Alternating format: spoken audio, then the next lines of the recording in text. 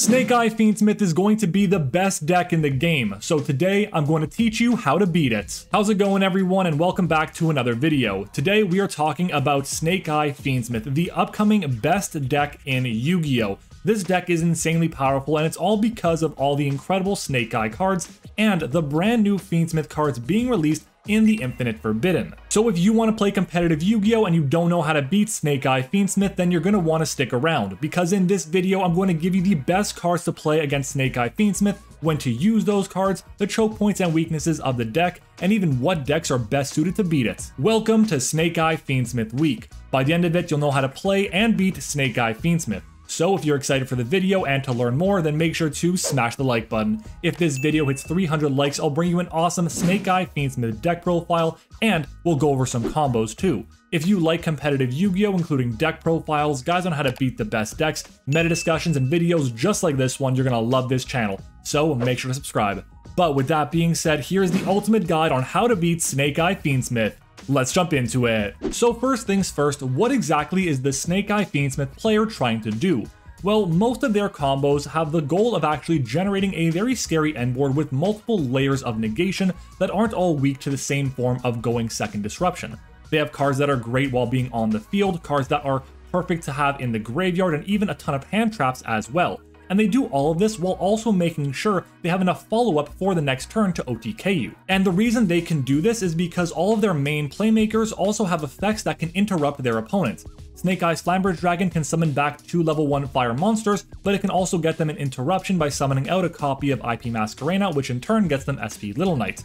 A copy of Promethean Princess can revive a fire monster, but also can revive itself and pop 2 cards on the field. And Fiendsmith Engraver is not only used as a starter and consistency piece, but while it's on the field it acts as interruption as well. I mentioned earlier that one of the main goals for Snake Eye Fiendsmith is to layer their interruptions into ways where it doesn't lose to the same card that someone could have. So they have cards on the field like Appaloosa and IP Masquerena, which are great forms of disruption. They have cards in the graveyard like something like Promethean Princess. They also usually have a ton of cards in hand because most of their combos are just 1 or 2 card combos, so they can easily have 3 or 4 hand traps available to them as well. They can get to an insane endboard with pretty much any starter in the deck, and it's all because the Fiendsmith cards pair so incredibly well with all the Snake Eye cards. And when you think about it, it's a little bit weird because they're fire monsters in the Snake Eye archetype and the Fiendsmiths are all light fiends, but I digress. Basically, a single copy of Fiendsmith Engraver can lead to full Snake Eye combo, and a single copy of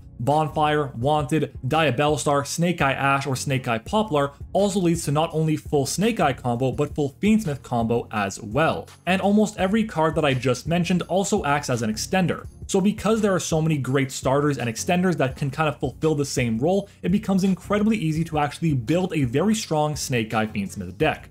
Here's how it's done. These are the Snake Eye cards you're going to see in every list, along with the mandatory extra deck pieces for the engine. These are the additional starters that Snake Eyes loves to have, and these are the basic needs for the Fiendsmith combo and the extra deck cards needed for that. And then you just fill the deck with whatever non-engine you want. It can be hand traps like this or board breakers like that. And finally, add in whatever extra deck pieces you prefer. There are a ton of options here and I'll cover them too. And by the way, my next video and the second video of Snake Eye Fiendsmith Week should be a full deck profile for Snake Eye Fiendsmith, so if you're going to any events over the next couple of weeks, it should give you an idea of what that deck is going to be looking like for the time being. But when looking at a Snake Eye Fiendsmith list, you're going to almost always see this exact ratio of cards. Starting off, of course, with 3 copies of Wanted, Diabellstar, and Bonfire, as well as 3 Ash, 2 Poplar, 1 Oak, 1 Flamberge Dragon, 1 Snake Eyes Diabellstar, 1 Divine Temple and Original Sinful Spoils, as well as 3 Fiendsmith Engraver, 1 Tract, and 1 Fabled Lurie.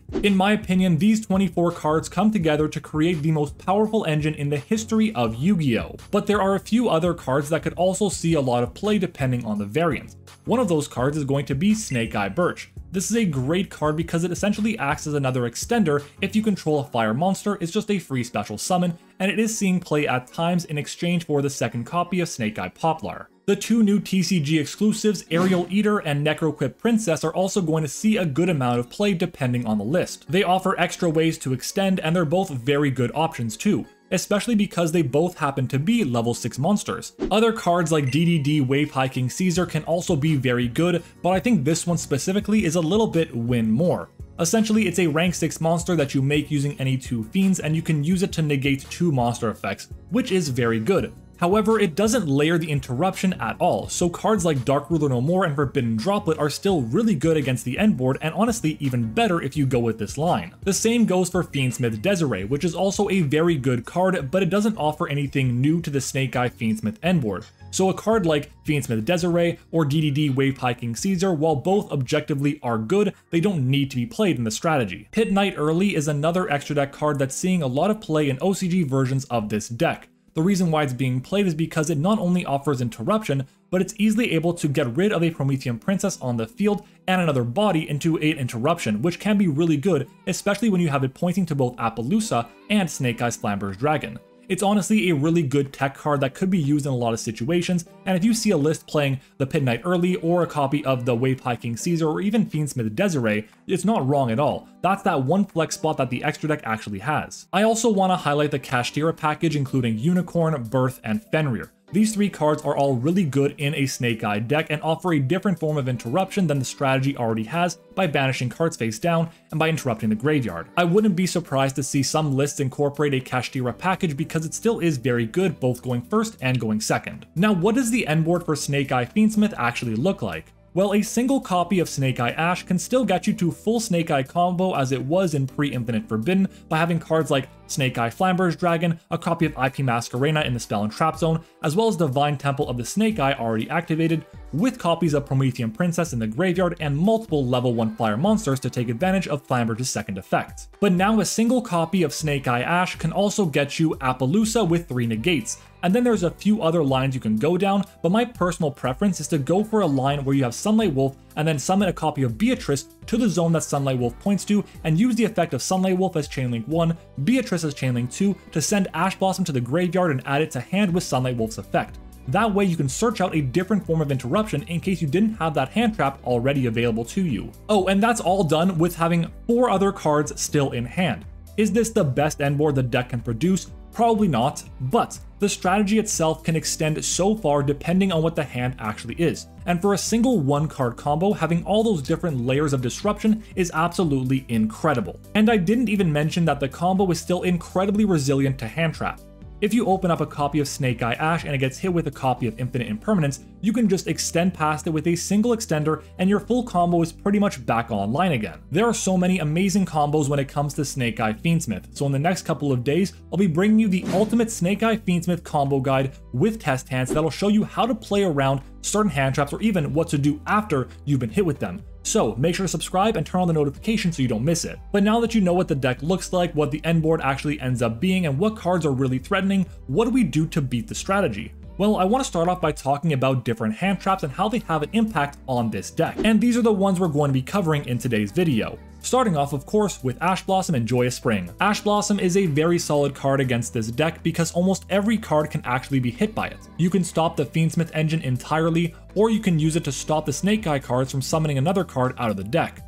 But Heat of the Fire Charmer Ablaze will be seeing play and it allows them to keep on extending. So in my opinion, Ash has to be used wisely. If you have more hand traps like Imperm or Valor to stop Snake Eye Ash, then save Ash Blossom for an extender like the Fiendsmith engine or Diabellstar. But if you don't have any hand traps other than Ash Blossom, the way I see it, you have 2 options. You can Ash Blossom their initial play and hope they don't have an extender, or you can Ash the bridge between the 2 engines being Fiendsmith Requiem. If they don't have exactly a Fiendsmith card like Tract or Engraver, then it shuts down their entire ability to access the Fiendsmith cards. And if their only extender is a Diabellstar or Wanted, they can still get to Appaloosa for 3 and all the things that the Fiendsmith engine would provide, but they lose the field spell, which means any interruption on the Flamber's Dragon turns off their ability to get IP on the field. The point I'm trying to make is that a single copy of Ash Blossom doesn't do enough. There are too many extenders, and you need something more impactful, something like Droll and Lockbird. Now, Droll is incredible against this deck, which might surprise you because the original Snake Eye deck could just play through Droll without any problems. And while they still can play through Droll, the Fiendsmith engine does get shut off if you Droll them at the right time. If they start with a copy of Bonfire or Engraver's effect to discard and search as their first action,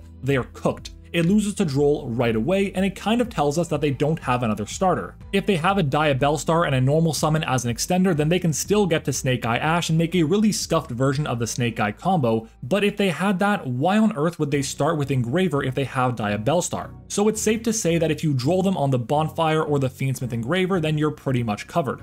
But if they start with Snake Eye Ash though, they add Poplar and use the effect to summon itself, and then you can use Droll here to stop them from getting any more searches. But they can still go through a pretty solid combo and end off with Appaloosa for 3, with Flamberge, IP on field, and Princess in graveyard. It's still an incredible combo, and it might make you think that Droll isn't that strong. Depending on the hand, it can struggle, but that's the same for every single hand trap in the game. If you pair Droll with one more hand trap, then you're completely shutting off the deck. As for Infinite Impermanence and Effect Veiler, both of these cards are great. Imperm is obviously the better one because you can use it as a board breaker too, but these cards can shut down an entire Snake Eye combo if there's no extender. The prime target you want to hit with this card is easily going to be Snake Eye Ash. You stop them from getting an extender in Poplar, and you stop them from summoning Snake Eye Oak or Flamberge Dragon from the deck. But just like all the other hand traps, if they have an extender, then it doesn't matter. If you Imperm and they have Bonfire, they search for Poplar, which gets them Original, which gets them Oak, and they pop off.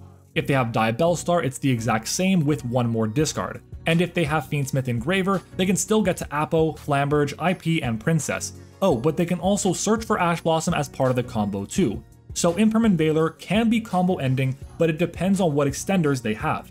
Just like the other hand traps, you need to have another one on top of Imperm or Veiler to stop the follow-up, or these hand traps will do basically nothing. Moving on to Nibiru, which is also really good. There's a point in the main combo where Nib is a great tool to interrupt them, but if there is again any extender other than Bonfire, it doesn't matter. They can simply keep playing through it and still end on a lot of the classic end board pieces. Nib is also at its best when paired with another hand trap. If you have Nib and Imperm, you can always wait until right before they finish their combo, as in before they place the IP in the spell and trap zone with Flamberge's effect. If you Nibiru them here, they go for Apo to negate it, you chain Imperm to negate the Appaloosa and blow up the field. And because there's nothing in their spell and trap zone, the field spell won't give them an extra body. And this way to interrupt the opponent still works even if they have the DDD Wave Hiking Caesar too. I think that Nibiru, when paired with any other hand trap I've already mentioned, is absolutely insane. Fantastical Dragon Phantasme is fine here. They do link a few times, but I don't see it being played as there's not one single card that just destroys this strategy.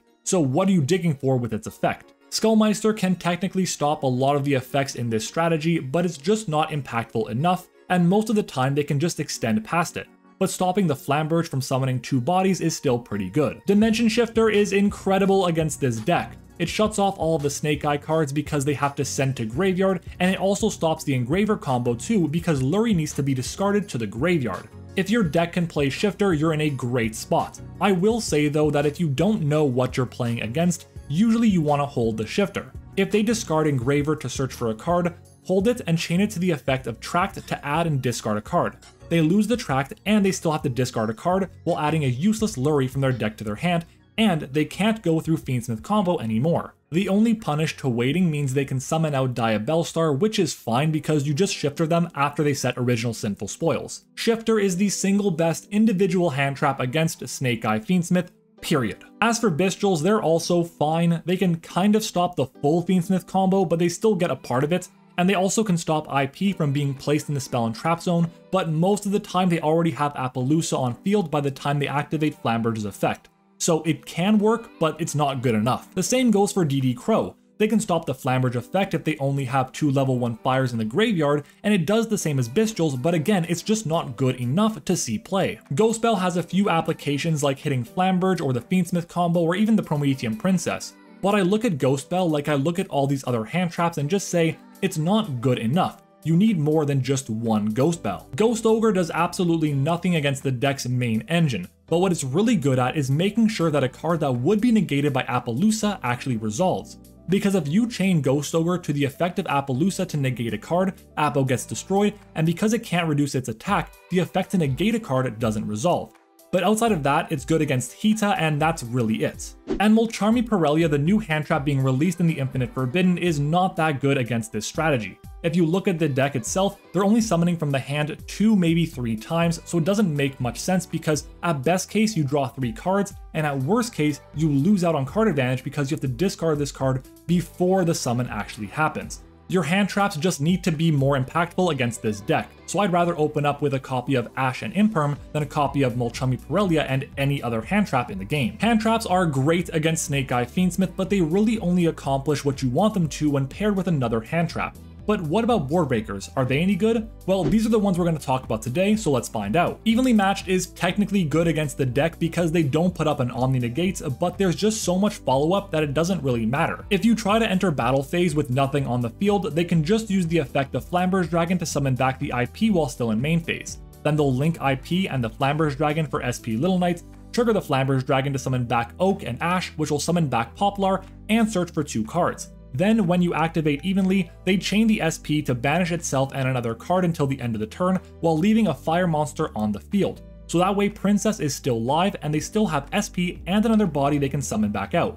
So what I'm trying to say is that Evenly doesn't do enough on its own, but Dark Ruler No More is much better than I gave it credit for in the past. It gets rid of 3 potential Apo Negates. If they don't have the field spell, it turns off Flamberge to be able to summon out the IP, and if IP is already on the field, then it turns that off too. The only interruptions it doesn't get rid of are the Princess in the graveyard and whatever hand traps they have. I actually think that Dark Ruler is a solid choice against the deck, and it gets even better with other hand traps or board breakers. As for cards that tribute like Kaijus, Lava Golem, and Sphere Mode, I think they're pretty good because they kinda serve the same purpose as Dark Ruler, but only if you play Sphere Mode.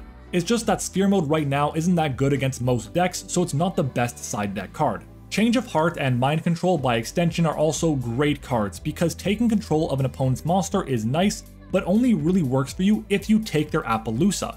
If you can, it's very strong because you can stop the IP and the Princess. If you have room in your side deck, I would recommend playing it or a card similar to it too. Triple Tactic Talents is the same as Change of Heart, but technically has more upside. It just requires that your opponent plays into it. And if you want to play Talents, I would recommend playing it because of the upside it generates if you get hand trapped, not with the exact purpose of stealing an Appaloosa. I like Kashtira Fenrir because most of the time it forces a response, and that response usually is going to be Promethean Princess to destroy it.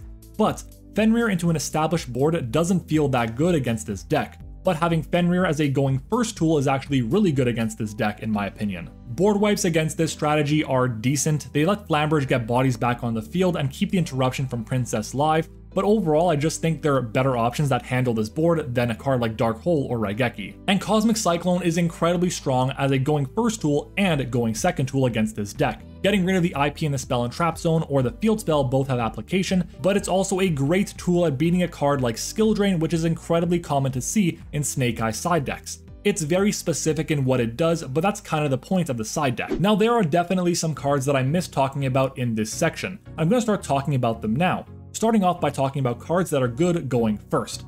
The first card I want to bring up is Deck Lockdown. This Floodgate is very strong against Snake Eye decks because they do a lot of searching and special summoning from the deck.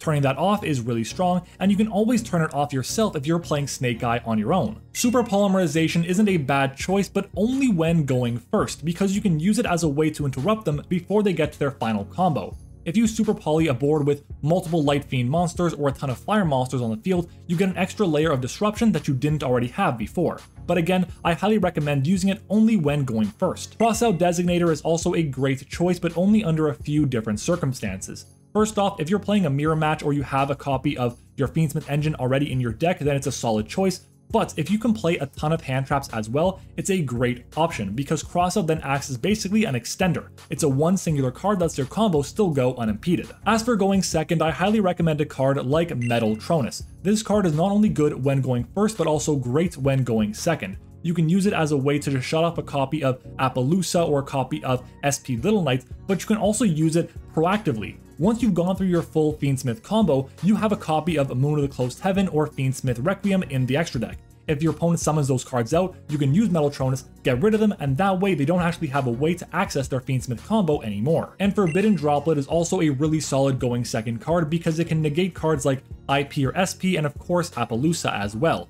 but you should only play it if your deck can actually afford the steep cost to the card. Now for some choke points and weaknesses of the deck. The first one is going to be Snake Eye Ash. If you can negate that card with a copy of Infinite Impermanence, you should be in a good position, especially if they don't have an extender. But if you have a way to negate the entire effect of Snake Eye Ash, plus one other hand trap, you should most of the time be in a pretty good spot. And the second choke point is going to be Moon of the Closed Heaven. If you can get rid of this card before they can link it off into a copy of Fiendsmith's Requiem, they have no way to access the Fiendsmith combo unless they hard drew a copy of Tract, Lurry, or a copy of Fiendsmith Engraver. And then there's Flamberge Dragon. If you can banish the copy of Flamberge Dragon or stop it from being revived back to the field, they lose out on a ton of extra interruption, and they lose out on a lot of follow-up as well. Now we're going to talk about 3 different decks. One deck that has a good matchup, a deck with an average matchup, and a deck with a bad matchup against Snake Eye Fiendsmith. Starting off with a deck with a good matchup is going to be Ritual Beast. Yeah, I'm not kidding. Ritual Beast is quite good against Snake Eye Fiendsmith for a few reasons, but the main one is going to be that they can easily play Dimension Shifter in their strategy. And it's not only as a way to hinder opponents, it's also really good at turning on their own engine as well. Under Shifter, their Rampengu becomes full combo, which is really strong. But also, they have a really good way to search out for a copy of Arch Nemesis Protoss, which they can use, call fire, and basically be an FTK against any fire deck. As for a deck with an average matchup against Snake Eye Fiendsmith, I'm looking at a deck like Tenpai Dragon. The deck itself can play a lot of non-engine pieces and hand traps, so it can keep up with Snake Eye and really confidently see multiple hand traps in a single turn.